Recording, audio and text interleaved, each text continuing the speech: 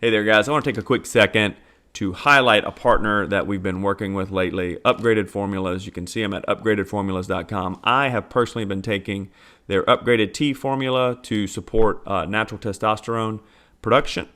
I've noticed it after a few months. I've noticed I've had a bit more mental clarity. My rest is a little better, and I'm recovering a bit better from my workouts, which was actually surprising. So I'm able to exercise just a bit more. I love to exercise, so that's a bonus for me. Women can also take this because healthy testosterone levels in women help with fat loss, mental clarity, muscle gain, things like that. And also, the estrogen and testosterone go together hand in hand. If you support one, the other does pretty well as well. So definitely check them out. Also, they do something really great. I want to highlight a hair mineral analysis where you send them a little chunk of your hair and they will let you know if you're deficient in anything or if you have too much of something like heavy metals in your system. So what this does is this is a great thing to help give you data on your health so that you can make decisions. None of this is a miracle cure. All of it is just information to help you make better decisions around your health and supplementation. All right, so really check them out. They're doing some really great quality. They're seeing some huge results, and I believe they're going to have some clinical studies coming out pretty soon. So check them out, upgradedformulas.com. Use the code ADAM10 to get a 10% discount today.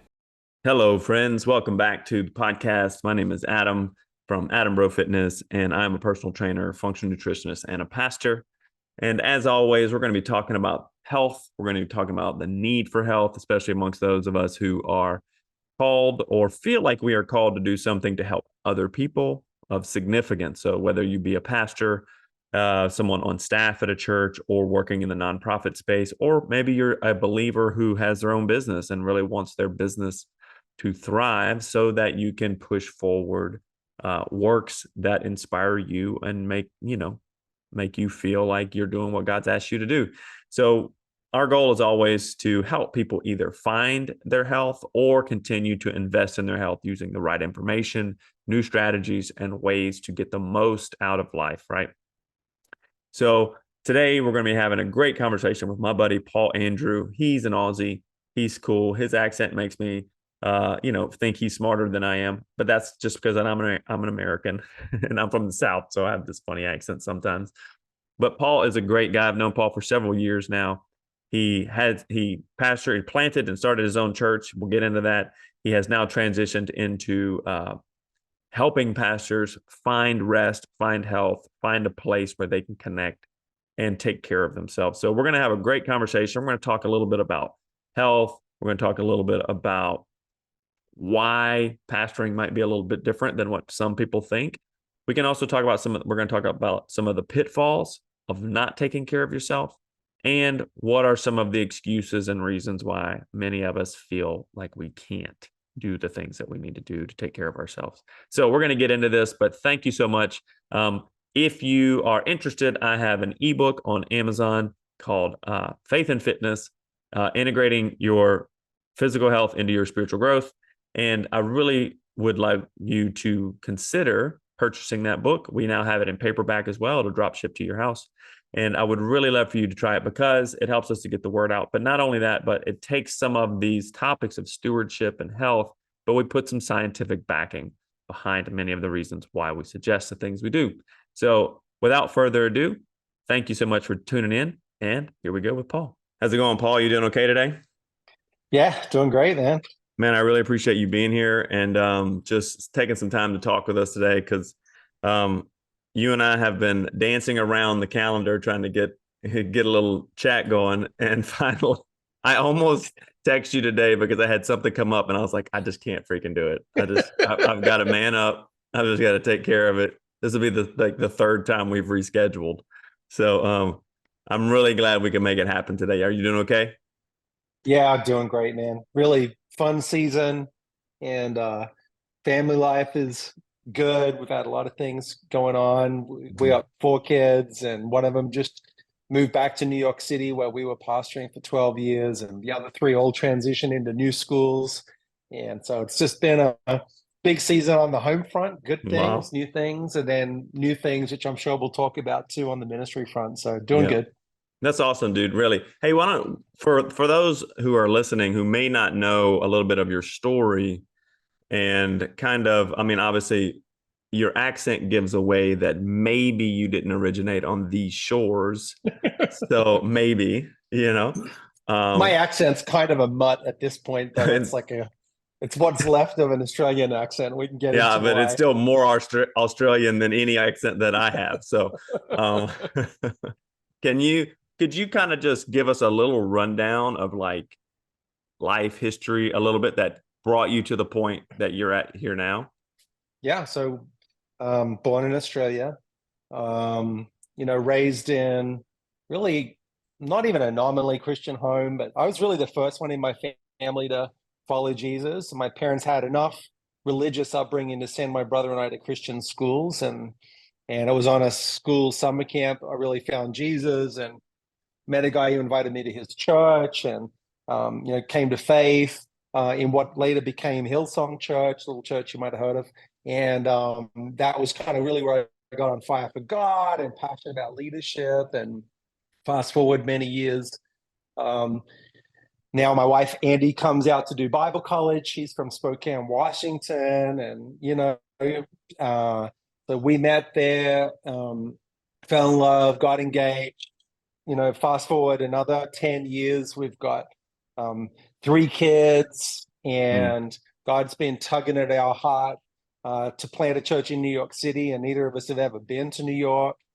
And she's very prophetic, and she's had this dream with three little kids, kind of step stools, she would call them, like all really close together in age, looking out a subway window. We planted a church in Manhattan. We've never planted a church before. We've never been to New York before, but Wow. one thing leads to another after like 3 or 4 years of prayer, and eventually like, all right, fine, we'll go to New York. God's speaking to us about the name of the church separately. I mean, it's a whole crazy story. Wow. It's a lot. And we connected up with the Ark, and they trained us, and we moved in 2010, planted what is today Liberty Church, and started in downtown Manhattan. So, and why Wow. wouldn't you plant a church if you had three toddlers? What better idea than to plant a church in New York City, right? But Yeah, that's our one of the at story. the time one of the most expensive cities in the world. I think Right, I can't think of a better, step of wisdom, right, totally. than All made that. sense, especially because we only knew two people in New York, and they never even checked out our church one time. So this was the perfect setup for a church Even plant. better, man. Um, You had a network, you had a community. They didn't even, and they weren't real clinging. It's really fun. so so we did that. We planted Liberty Church, and that's a whole story. It ended up spinning out other churches in New York and London and some other places. Um, but that's kind of like it's along that pastoring journey that I connected with what I'm doing today because of an invite I got in 2018 to a retreat for a bunch of leaders. Wow. So, okay, there's a lot there. Obviously, you're jumping in like series of decades here, but can you just tell us a little bit more about the church plant, Liberty, what you guys did? Because I Mm-hmm. think that really lends a lot of credence into why you're doing what you're doing now, right? Oh, What you sure. saw Yeah. during those times. Uh-huh. Well, we really had it in our heart to plant kind of neighborhood churches. We come out of like I'd experienced an awesome kind of big church environment, and that was cool, and we loved that. But we had something kind of different in our heart. We were really feeling like a push toward community and contextualizing, and we didn't know how it was all going to play out. And it was kind of audacious to even dream about when we hadn't even successfully planted one church. But we had this crazy thing. We called it the 2020 vision, that by the grace of God, by the year 2020, we would have impacted 10 communities in 10 years. Well, there's a lot of layers to that that are funny to me. One thing is like, actually, by the grace of God, we did in fact do that. Not all those plants that we did. I mean, we did a bunch of church plants that weren't even called Liberty Church because the idea wasn't empire building, right? It was kingdom. But Sure. but we did actually plant along the way 10 different Liberty communities, and some of them later merged or spun out to be new churches and other things. But yeah, around New York, and I mean, a couple other cities in the US and Africa, and it was crazy. And we learned a ton along the way in like church planting and all of that. Um, And really ARC was a huge part of that journey Hmm. for us. I was really passionate about it. But part of what's funny about that whole story is like we're looking forward this whole time to the year 2020. And boy, did 2020 turn out a little different than what I had in mind. It started with our anniversary service being canceled by a blizzard, and I thought, wow, this year's only going to get better from here. This is the low point. And then a little thing. I don't know if you heard of COVID. You might have heard it mentioned. There was like a small thing called the pandemic that Yeah. happened, and boy, what better place to be pastoring a church than New York City, pandemic and My all that God. 2020 threw at us. There was a couple other things happening that year, like an election, you might remember it. Yeah, yeah, Anyway, yeah. so I that was a remember. fascinating time to be leading a faith community through the election and much needed, but really hard work around racial reconciliation, plus a pandemic thrown in was just like a whole situation. But I was super grateful in the middle of all of that and church planting and learning from both. I mean, it sounds like, wow, all this, whatever, church planting can make it sound like a success story. And there is absolutely success and the grace of God in it, thriving communities that exist today. But there's also painful lessons learned, separation, Mm. things that didn't fly, things I learned about myself that were hard looking back around, boy, where does like kingdom vision and something else, the flash, or trying to prove yourself or identity crisis meet? I mean, there's a lot to Hmm. unpack in there too, especially Yep. when you then transition out from that into what I'm doing now. Like I look back and I'm grateful for it all. And I think there's things I would do differently, knowing what I know today. And isn't that No, the story? that I like that because what we do is we we tell our stories and we talk about church planning and we do this thing. I went from this country to that country and I planted a church and I did Yeah. all these things and yeah, great things happened. But I think what we always skim over and we tend to tune out is just how much work, how much Mm-hmm. pain, how much Yes. faith, how much Mm-hmm. uncertainty, how much risk is involved in all of that. You know what I mean? Right. So Right. it takes down the like fun factor, to like Right. a reasonable Exactly. expectation. Yeah, and there's a lot that's involved in that. And Hmm. you know, um, for me, like by nature, I like to have a plan, and all that is like I'm out over my skis 24/7 with this stuff. You know what I mean? Out of my comfort zone, Oh man. leaning on Jesus, and that's good for me. Like I need that. Um, but again, it's like that, balancing act of like identity, security, calling. It's so easy to get caught up in, especially when what we do, maybe many of the people listening to this in one way or another are outworking their faith in some, it's a business with a heart for the kingdom, or maybe they're leading in a church or ministry environments or whatever. But it's so easy to especially when there's kingdom cause attached to it, Mhm. to drive ourselves, honestly, to do things, even beyond the scope of what God is asking us to do. We demand too much of ourselves. We overtax ourselves physically, spiritually, financially. I don't say this with any judgment. I'm saying this is me, You're and I like, know I've it's done all many of these my things. friends. And we live right to the absolute margins of everything that's possible and even beyond them. And at some point, we pay a price. And I've been there. Again, no judgment. I've been there. Burned my 100%. life down, blew up, burned out, all of the above. And, walk with a limp, got the scars and the t shirt. And that's why I'm passionate in many ways, about helping other people dodge some of the bullets I took along the way. No, that leads us really great into the next segment is like what you do now, which is obviously I would want you to be on this, I'd want to chat with you no matter what because you're fun and you're easy to talk to. I think the first time you and I actually hung out was at one of these retreats, Right. like hung out, like sat at a table together and hung out. And it Mm-hmm. wasn't like shaking hands for 6 seconds and then walking away. Um, and being like, hey, we should catch up, and you never catch up. You know what I mean? Um, so Hey, buddy. yeah, Conference so mode. we hung out. We had a cigar. I think we had, we were and maybe imbibing in a little bit of the spirit, and Yes. but we got to really hang out and we really hit it off.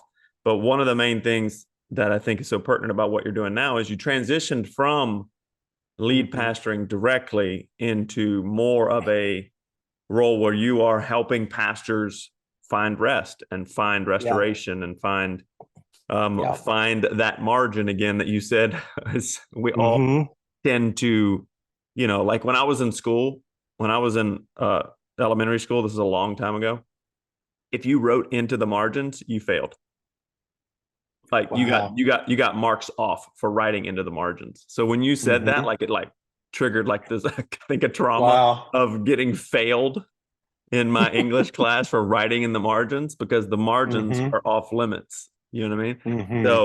So many of us as leaders, pastors, we start our own businesses, we have our own churches, we're running our families, we're doing everything we Hmm. can to try to fulfill this call that we feel God's put Right. in life. And, as Americans especially, we're like, hey, have faith like God's going to do it, but work as hard as if he's not going to do it. You know what I mean? So we have this like have this faith, but over here act as if, Yeah. God's in control. Also, do it all in your own strength. It's like, exactly. all right. Right. So tell us a little bit more about what you're doing now and why you made this transition. And, again, and the trauma of 2020 is a viable option. It's an okay Hmm. reason to have transitioned. I'm just kidding. Yeah. But what's funny about it is it's not why. It was So fun. definitely a part of our story, but it started before. So I'll get to what I'm doing now, but backtrack to 2018. Hmm. I get an invite um, from Greg Surratt and his team. So Greg's, pastor, founder of Seacoast, and was the founder of ARC. 1,100 church plants around the U.S., around the world. Um, just an incredible guy. And I get this invite. Hey, come join us in Montana at a spot called Refuge, and Hmm. we're going to fly fish and get some time together. And I mostly just said yes because Greg invited me. But I was thinking to myself, like, why am I going? Listen, I live in downtown Brooklyn. Can you think of a more useless hobby for me to take up than fly fishing? That's what I'm thinking. I was like, really? Like, that's all we're going to do? Fly You fish? mean the I can think Hudson? You about, don't want to you don't want to yeah, fly fish in just the in the East Hudson? River there, have three eyes, it'll glow, Anyway. So I said yes, and I'm so glad that I did. I haven't got time to tell the whole story about it. It's not even hyperbole to say that changed my life. Not in the way like, oh, one trip was a silver bullet and I came back like whole. And it was like it set off a catalytic process for real that has not stopped working in my life. Hmm. And it wasn't really the activities, like that's the bait in a way. I don't mean to make it sound like disingenuous in any way, but it's like the attraction was, oh, Montana, I've never been, get outdoors, fly fish, hang out with great guys. And that all happened. But we had these magic conversations around the table over incredible food.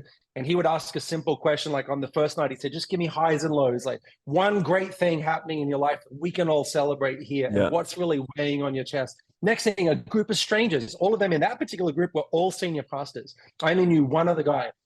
And most of these guys are strangers to each other. There's people weeping. There's two guys led what they shared that night with, I've never told anyone else this, but, and Wow. then they dropped a bomb because they felt safe to. Mm. And that just for me was super eye opening. The quality of conversations, the having friends where there's nothing to prove, nothing to hide, because so much, my background is ministry circles. So I can speak to those environments. We were joking before about conference mode. It's so much. It Mm. doesn't have to be this way, but sadly, it is often competing and comparing, pretending Mm. and performing.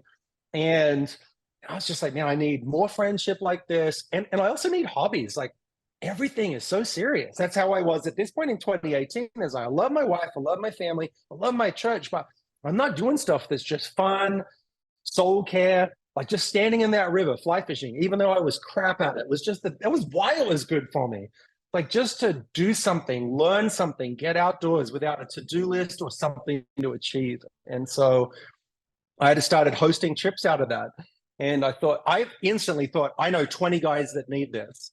And within a couple of years, that had turned out to be more like 100 guys that I'd taken on trips. Just like that, I would just set the table, bring them, you know, create these cool, curated groups and bring them into these great experiences where they could have friendship, community, Mm. honesty, soul care, rest, a nap. What do they need?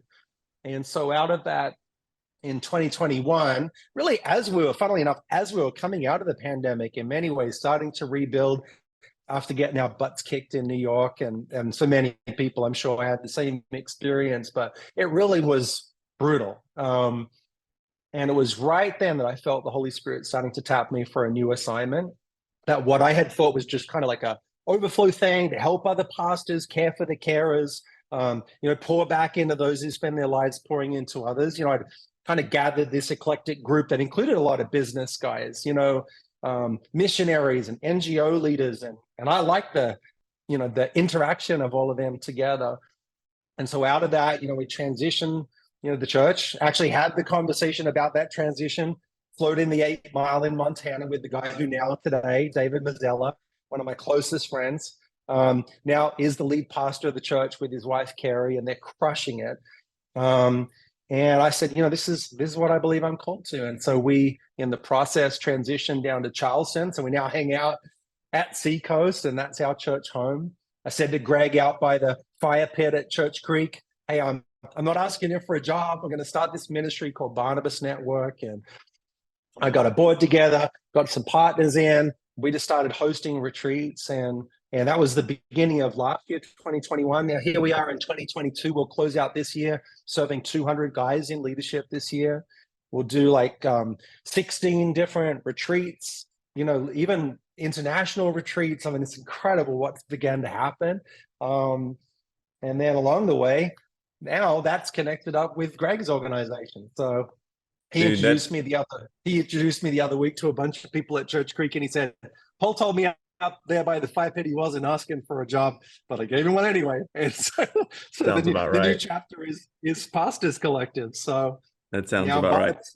Is connected up with him and his organization, and dude, that's awesome. Help him, yeah. For those who are maybe newer to this kind of idea about these retreats, can we drill down a little bit on what is the retreat? That there are multiple places that do this, like Refuge you're talking about with Brian Carpenter and those guys who I want to have Brian on here at some point, because he sees a lot of things that we, people don't realize goes on inside the heart of pastors and leaders who are just trying to do what they're feel called to do. But could you maybe drill down a little bit more on what are these retreats? Is it just times to go hang out with the boys and slack off, or like, what is this, and what's the purpose and vision behind these types of trips? Because we see them going around a lot now. Yeah. Well, there's a lot of need. I mean, sadly, like if you, in the middle of the pandemic, Barna released a study saying that 42% of senior pastors said they were seriously considering quitting ministry altogether, and nearly half. And I just, as recently as last week, did some research, because I was like, I bet that stats changed. I mean, we're not in the depth of the pandemic anymore. It actually hasn't gotten better. If anything, really, the percentage of pastors saying that they feel somewhat or very satisfied in their job is at an all-time low right now. So although they're maybe not in the same crisis mode as they were before, there's some like really fundamental stuff that, again, people are across the whole spectrum with how they feel about the pandemic and vaccines, and that's not what I'm talking about. I'm talking about the society was shaken, and many people in different types of leadership had some sort of a identity or existential crisis of like, who am I? What's happening in me? Am I leading from strength? You talked before about growing, when we're in the margins all the time and then a crisis hits, we don't have the emotional, financial, time or whatever margin, to dip into in our marriage or we're just like running to the edges, and then these things can take us out.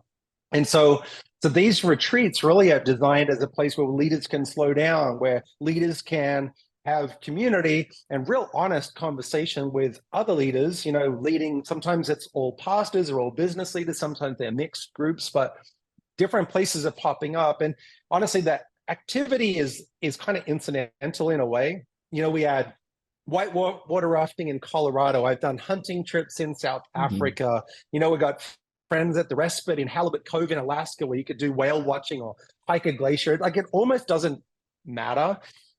We did a golf tournament this year. I mean, it's kind of like, well, what do you enjoy doing that ideally gets you out in creation, gets you out of your normal environment? And then we set the table for just intentional conversation. So some guys will be like, well, what's the program? Well, your whole life is program, schedule, agenda. Exactly. So that's kind of out the window. I got a bunch of friends in Wyoming in the mountains right now. There's not even cell service or Wi-Fi. And for some of them, they freak out.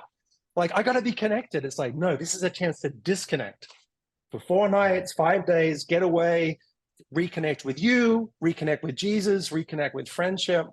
So, you can look at it and say, oh, the program seems so light, but it's amazing to me when you get guys in an environment like that, and then you literally set the table with amazing food, how at the end of the day, just 1 or 2 like soul searching questions, and and they run the whole gamut, can just be the thing that starts the process. And again, it's not like it all happens just there in the room, but the amount of guys I know who in those spaces, when they get honest, will say, man, I actually need counseling. Or man, I'm neglecting my marriage while I'm so focused on my career. Or man, I got to stop saying next year's the year to get physically healthy. You know what I mean? And start just, ditching all of that for the focus on career outputs. It's in those places often that things surface.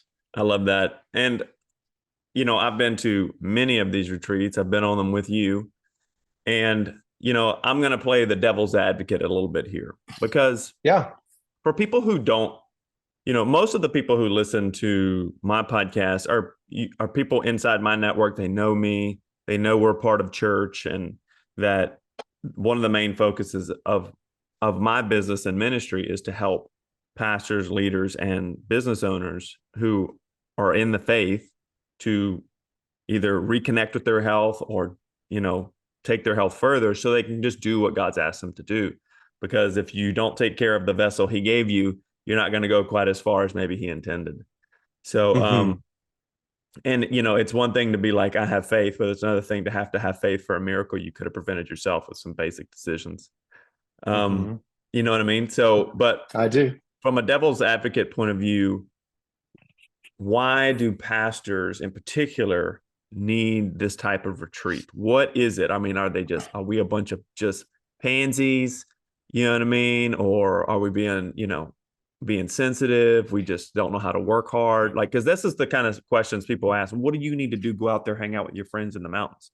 What is it about pastoring that requires this kind of step away at times to really reconnect? What is that? Like, what is the demand there that's different than what most people maybe realize? Totally. Well, I mean, for one thing, I would argue probably every Christian needs some version of this. Yes. Sacred rhythms, places to pull away, healthy, life-giving, transparent community. I just became aware of a podcast where they're doing a whole season right now called Confessional Communities. And it's just a really, in many ways, drawing people towards, vulnerability, in the right kind of safe types of relationships. So there's no argument for me that the sort of things we're trying to help pastors do, probably everybody needs. And I would argue there's probably a tier here where leaders carry then something different. If you're a Christian and in leadership in any sector, I would argue you have an elevated need of all of these things. One of the things we say in Barnabas Network is everyone needs community, especially leaders. And some people might push back on the especially part of that. But I really do think a lot of times, there can be, people say, oh, it's lonely at the top. And it doesn't have to be, but there are certain pressures that leaders carry. There are certain things where until the day I ran my own organization, I just didn't realize the weight of that responsibility, whatever that is, strategy or vision or feeling like, and I get it, in a faith environment, I don't provide for my team, but you feel that. It's like, man, people's livelihoods are on the line here. And so I think, leaders need to be even more intentional, investing in their organization, should invest in their care.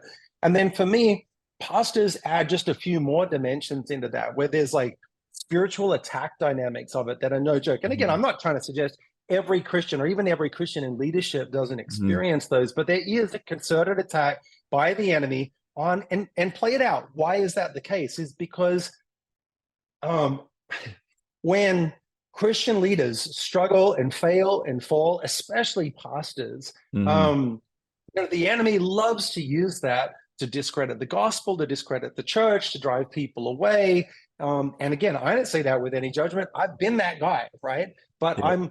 I'm looking on and thinking it's no wonder, because there's an exponential impact for good when leaders thrive and pastors flourish, when they're ministering not out of striving or giftedness alone or charisma, but out of healthy marriage, healthy body, like sustainable, long obedience in the same direction, as Eugene Yes. Peterson would call it. I mean, that is beautiful. The fruit of legacy is beautiful. But, when we experience, I mean, look, I'll just give you one real simple example. Today, I had a phone call, and I won't give particulars, but I had a phone call with a guy I had reconnected after a few years. He liked something on Instagram. I'm like, how you doing, man? He's like, man, I lost everything. I was like, let's talk. So we had this phone call today. And he'd been at the peak of his game, running a $20 million Christian ministry organization, not in the US. So nobody, probably people on this podcast, would even know.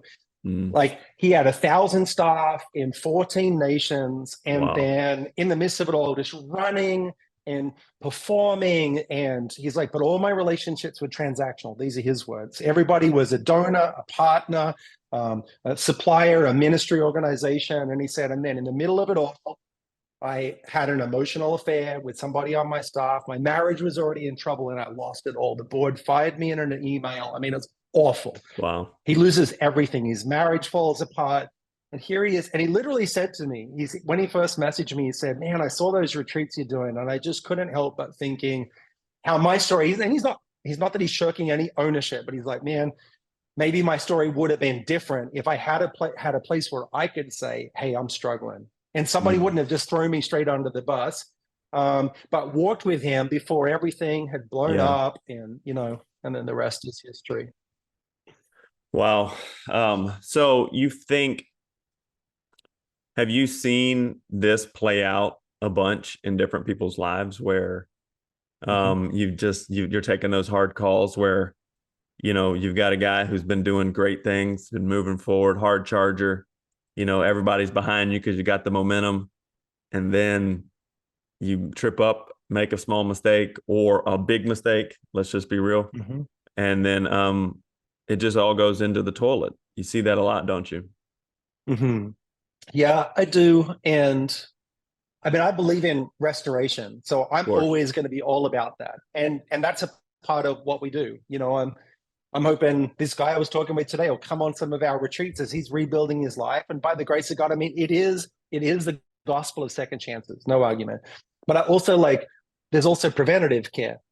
So, Yes. so I'm also seeing these incredible stories of guys who are have opened up in an environment. And look, our mind so easily can run to whatever it is, having an affair or something. But there's so many other ways you can dismantle your life and end up in a financial crisis, an emotional crisis, a physical crisis, right? With just not doing the work. And what encourages me is when guys in those environments are like, hey, I want help. I need help. I'll have guys come out of retreats where I happen to have a friend who is connected with a foundation that funds therapy, particularly for pastors who can't afford it.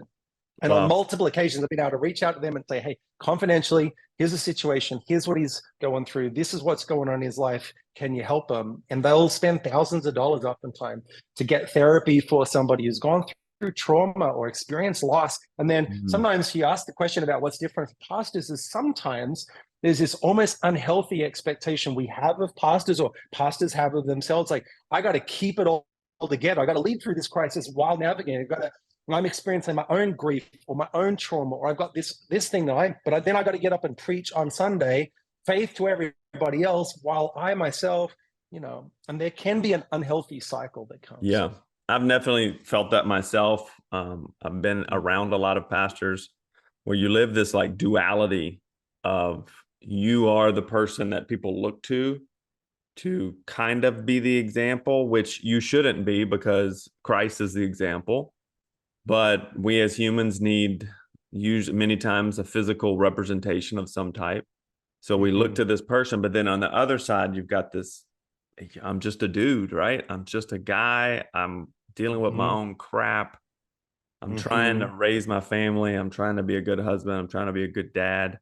I'm messing some of that up here and there. You know what I mean? And then I'm living with my own traumas and dealing with that. So I have seen this, and it's played out in my own life many times, where there's this duality. And then when these worlds start to collide, there's usually some type of friction or explosion that tends to happen, right? Right.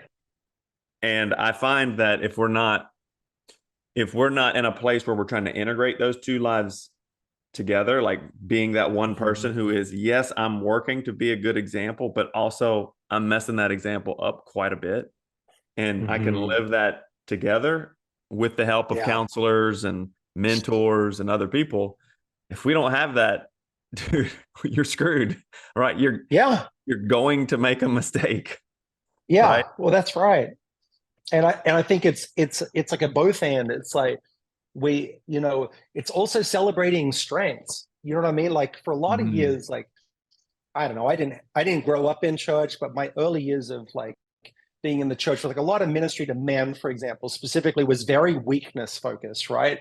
It's accountability partners and confession, and that is super important. But we almost emphasize that so much that it's like we miss. There's also another side of it where it's like, yeah, I absolutely want people to know the answer to the question. Like, if there was one thing that was going to take me out, what would it be? I want people to ask me the second, how are you really? And amen to all of that. And I want people to see the hand of God in my life, to see what I'm called to, and call me up to that. Not just like, hey, did you look at anything on the internet this week that you shouldn't have? And I'm not trying to make light of that, right? But that's not the whole tenor of the relationship, right? It's like, hey, you're called to do stuff for God.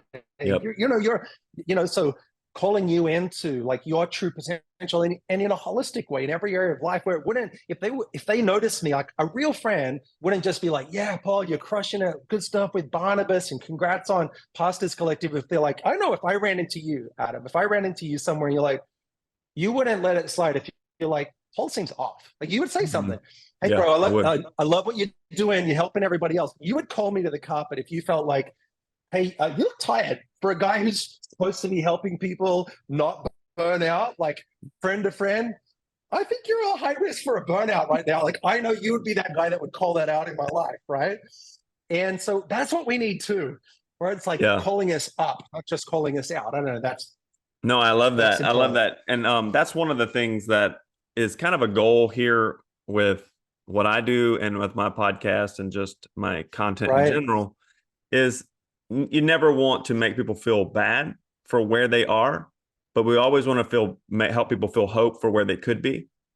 Yes. You know what I mean? Like you should never feel shame. Like I'm like the workout guy, and people are always like hiding their plates from me when they eat around me because they think I'm judging everything they do, or, they won't come work out with me because they think I'm going to judge them while working out. That has nothing to do with anything. What it is like, dude, we can do this. We can go to the next level physically, mentally, emotionally, so that we can just live on that next plane of purpose and significance with the Lord.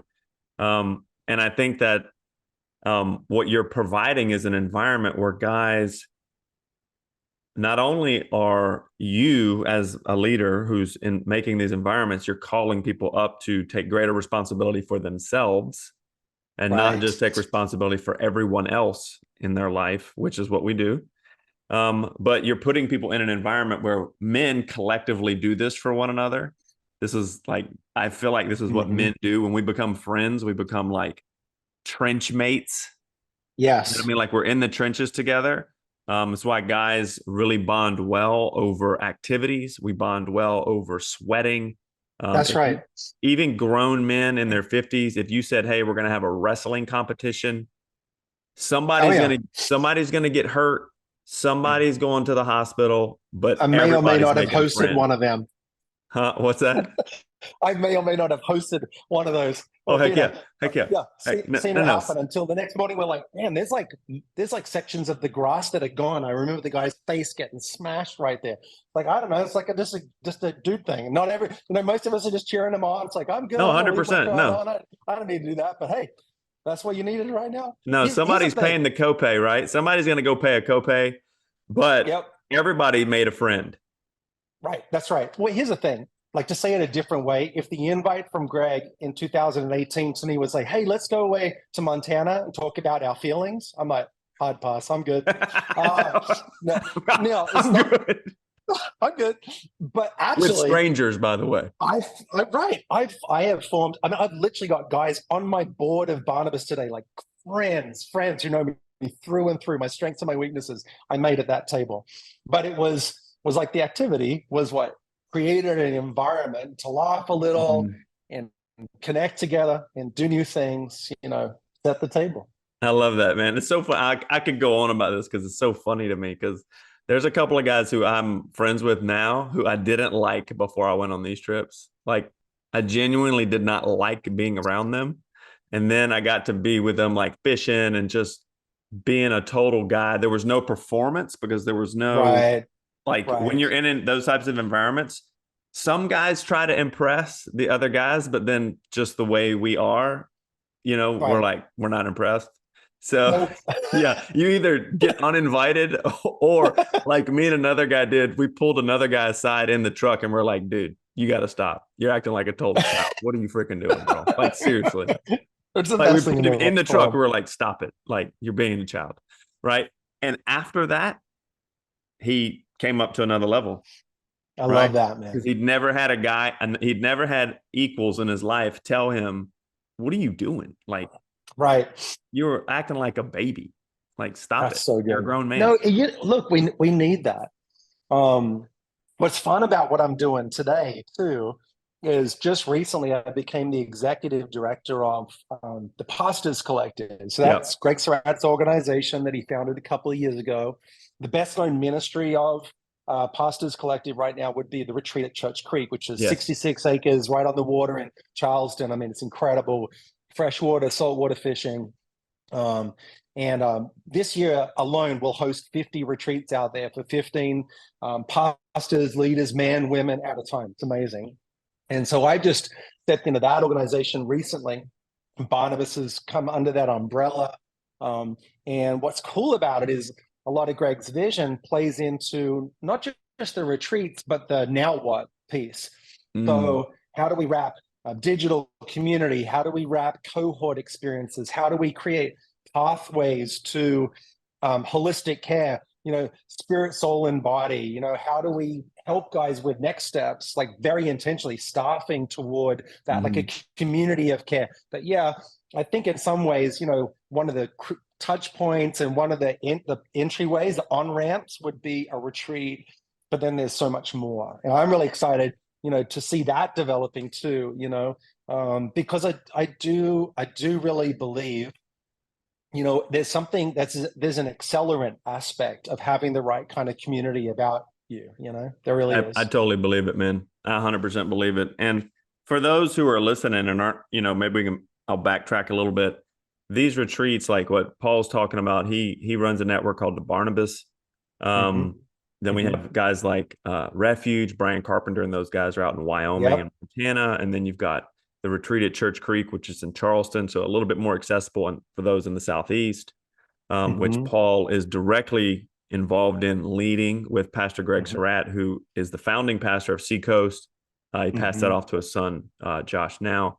But Mm-hmm. that church has been extremely influential, helped start ARC, the Right. Association of Related Churches, which has planted somewhere over 2,000 churches in the last 20 years Mm-hmm. across the United States and across the globe. Across the world, And yeah. so we are talking about levels of influence here that are pretty high. I mean, as far as church world goes, but the big thing is that I think people need to know is that these environments are particularly curated for leaders so that they can find other guys that are kind of in their same lane or level Mm-hmm. of leadership or maybe above their level of leadership so that they can create community that is health giving, that Yeah. is a Yep. blessing. It is adding value to them and not taking away. Because I feel like if most of our interactions today, if you're like me and you have to use your phone and social media quite a bit, I mean, you could talk about seriously draining and just dealing with people and dealing with issues constantly and then having to just live your normal life. I mean, no one's crying for you, but it does get difficult, right? Right. And having guys who are pulling you along more like Right. a a sled dog team than it is Hmm. like you're just in the yoke by yourself pulling this thing down the hill or up the hill. That's right. Right. I find that there's such strength in numbers, and Yes. guys especially, and I know we have ladies that listen to this too, but men tends to be one of the subjects I gravitate towards because I happen to be one. And at least in today's current culture, that's up for grabs. But sorry, I had to make a stab there. But I'm finding that this conversation is coming up more and more because there's a Right. crisis of masculinity in the Yeah. country, and it feels like men are expected to be like be really masculine, share a lot of emotion, but then we kind of get punched in the guts when we share our emotions sometimes. So, Paul, can you talk a little bit from your experience what you've seen in guys when they do get in these environments and the shells crack a little bit? Because all guys want to be tough.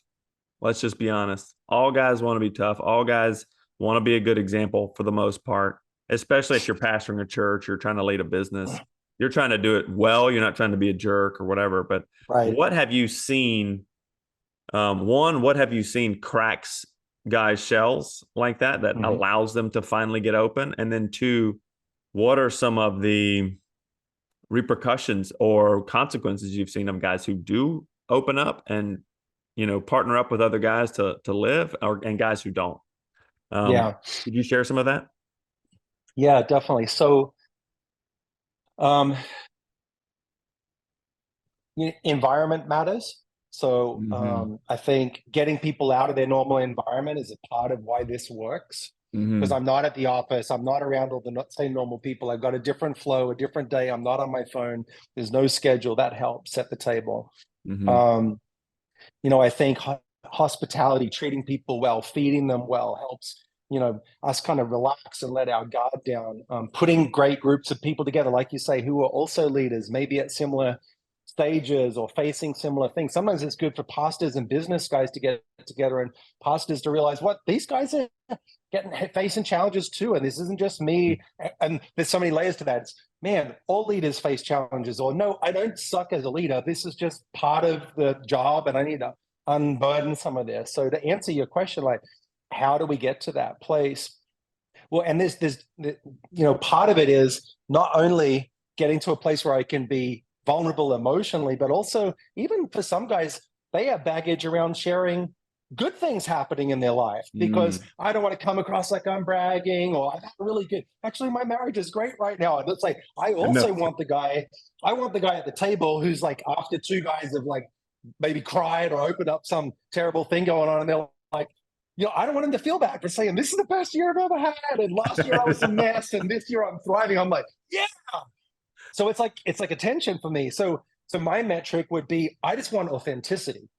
So, Mm. if you're going through it, don't sit at this table and be like, I'm good, yeah, up and to the right. If it's garbage, and on the other hand, is like if you're thriving, we want to be able to celebrate you here unequivocally, and you know what I mean.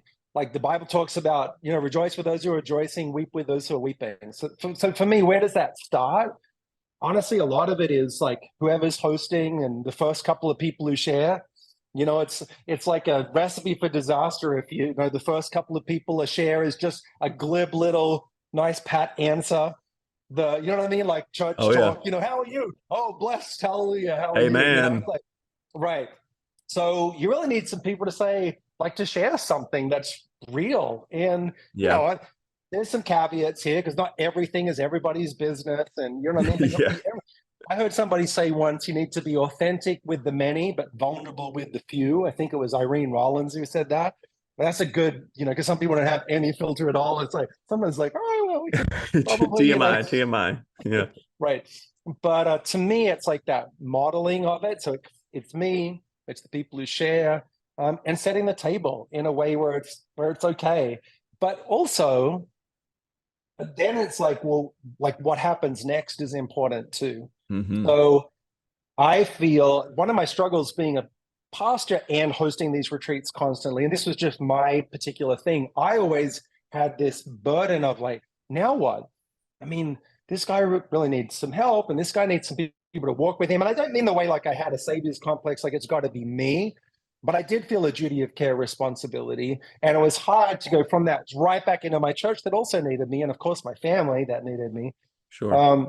And that's in many ways why Barnabas Network and Pastors Collective and Refuge and things like it exist, is to say, okay, well, it's not going to be everybody in every group, but to make sure.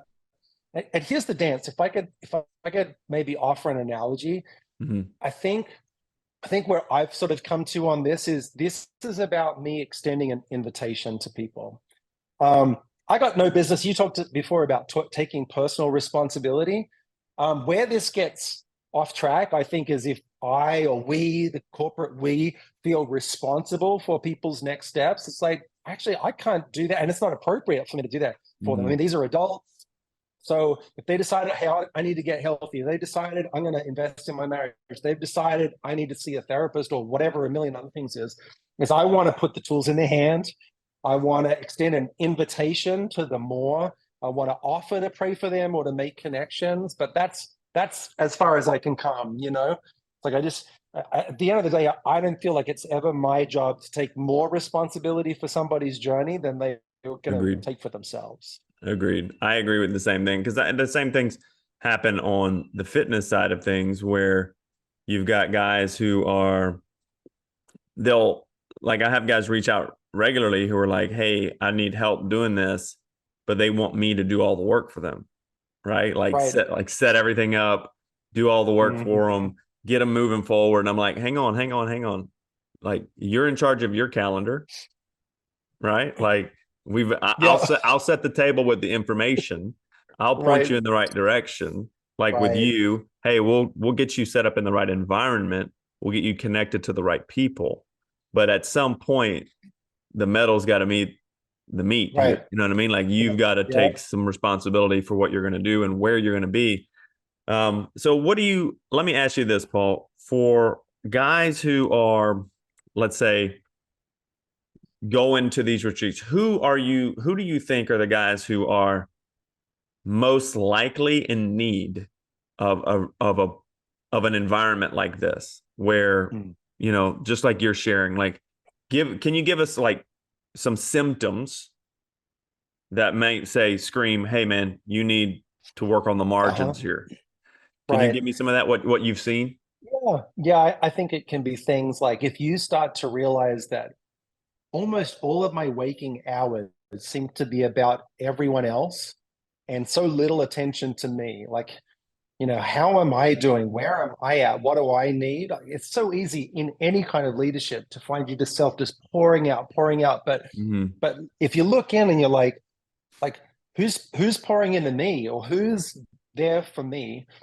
I'm not advocating selfishness. I'm just saying, at some point, like, leadership is supposed to be about overflow. A healthy life is supposed to be about overflow, in and out. And so that's always a warning sign for me. Some of the guys who are like, oh, I wish I could come on a retreat, but I'm too busy. I'm like, ding, that's like straight away. It's like, flag down, like, just exactly why you need this. Why are you too busy?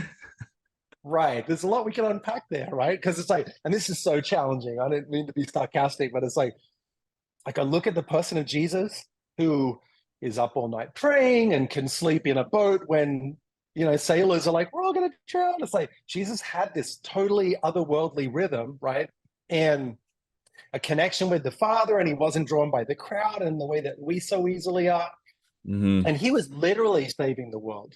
And then meanwhile, I'm frenetic and stressed, and it's all up to me. I'm working nights, and it's like, I'm not actually saving the world. I'm not the savior. I'm just like one of millions of people he's using to make a difference. And I'm not trying to talk down about what I do, but like, I can have an unhealthy attachment to that. So if that resonates with people, I'm too busy, or everything would grind to a halt if I wasn't here. It's like, well, that's interesting. I mean, maybe that's a reason to start to break that cycle a little bit. So I think, it's about friendship. It's about healthy outlets. It's about the right kind of spaces in your life. And a lot of leaders just don't have them.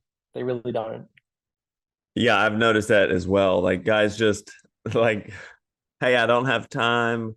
I don't, I'm real sarcastic when it comes to that kind of stuff. Like, when somebody tells me they don't have time to like exercise, at least like minimally, And I'm like, that's interesting, Right. dude. We should find out who is messing with your calendar because Yeah, that right. person is in for it. We're gonna give it to that person. Oh, wait, it's you. Okay. Oh, wow. Wow. You know what I Wow. mean? Like, and then Pastor Just let John, me hold this mirror up real quick.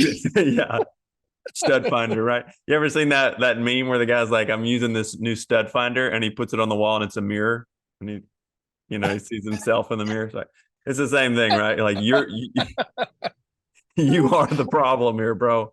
Um, so I Right. love this conversation because I feel like one, it's offering hope to guys to realize, hey, you don't have to do ministry alone. And Right. that can be And you cliche for some. shouldn't.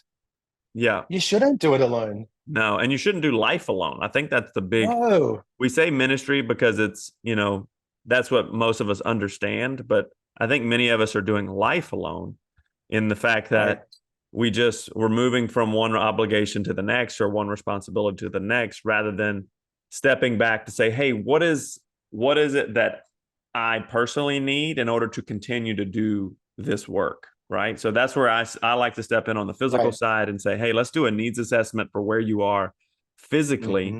and just see, like, dude, like your blood pressure's through the roof, you're 30% body fat when you should be less than that. Like, you know what I mean? Like there's some Hmm. issues here. And if we can't Hmm. step back to say, you know what, I need to actually do some investment into myself first before I can do Right. any output, before anybody else can take a withdrawal. Um, Right. so, and I feel like that's what you're offering with church, Pastors Collective, the Retreat at Church Yep. Creek, Barnabas, and some of these other Yeah. environments where it's like, hey, we're just taking time. It's not a selfish environment. It's a time to say, hey, I really need to pour in a little bit before I can pour out. Right. Um, Right. I Well, it's find it. not, Go ahead. I was going to say, it's not like the airlines hate children, but they do tell you to put your own mask on before attending to others, right? And it can sort of sound a little bit like, that's not right. I mean, the children they're vulnerable, they need, but it's like, well, I'm not any good to anybody if I pass out and I'm supposed to be the responsible adult in the room, right? Exactly.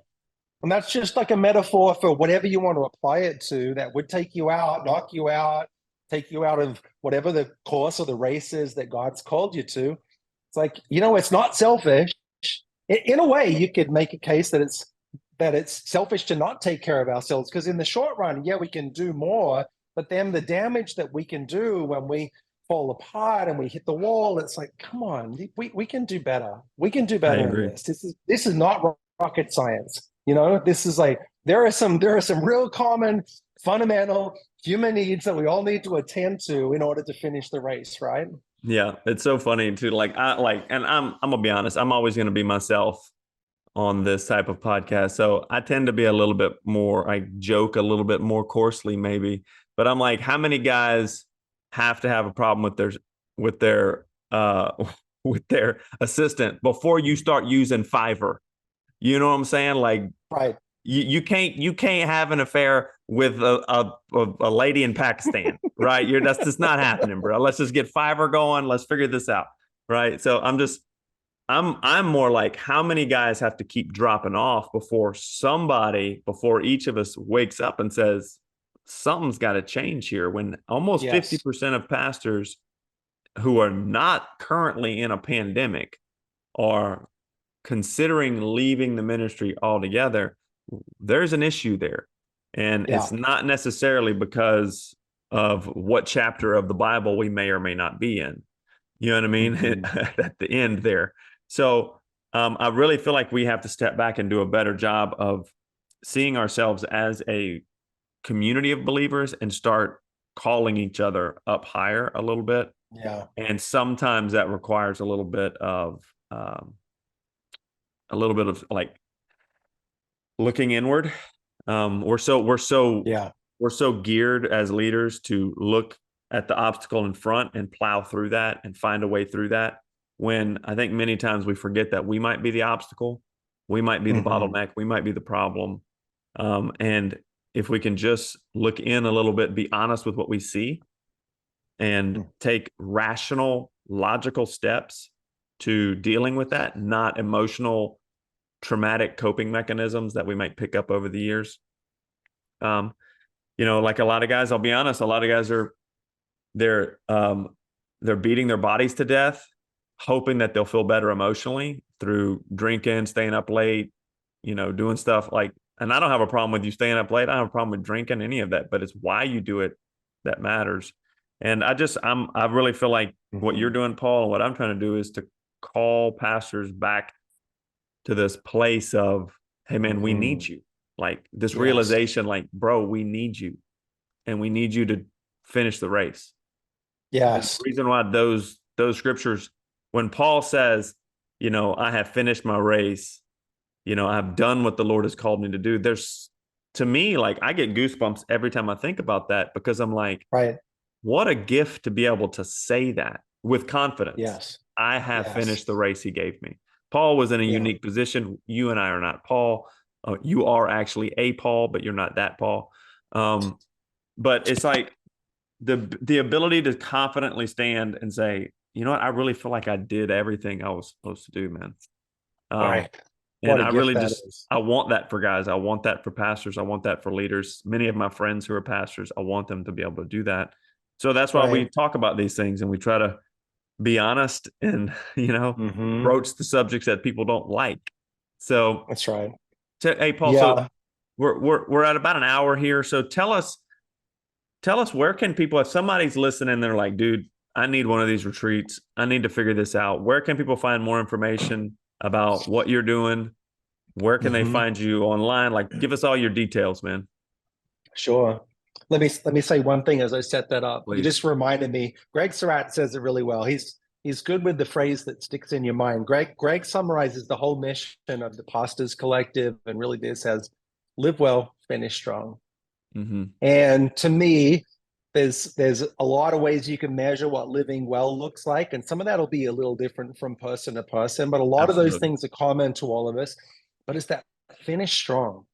It's that vision of like legacy, inheritance, integrity, all of that sort of stuff, like playing out how you want to be remembered, and you know what I mean? Like living your best life. Like I think these things are connected. Live well, finish strong. That's what this is about in its purest form, I think. I love that. So for me, I mean, depending on where people kind of fit. I mean, for my organization, Barnabas Network, our website is barnabasnetwork.co. If you go to .com, you can get a couch. That's not us. It's a furniture store somewhere in the Midwest, but .co, you'll know that you're there when you see Everyone Needs Community at the top. So we host a bunch of retreats for Christian men in leadership is my sort of target audience. It could be pastors, NGO leaders, business leaders. You can get on there. You can subscribe to get twice a month newsletters, and also request a conversation, and I'll just get on Zoom or one of the team, and we call it getting on the guest list, so you can find out about everything that we're doing.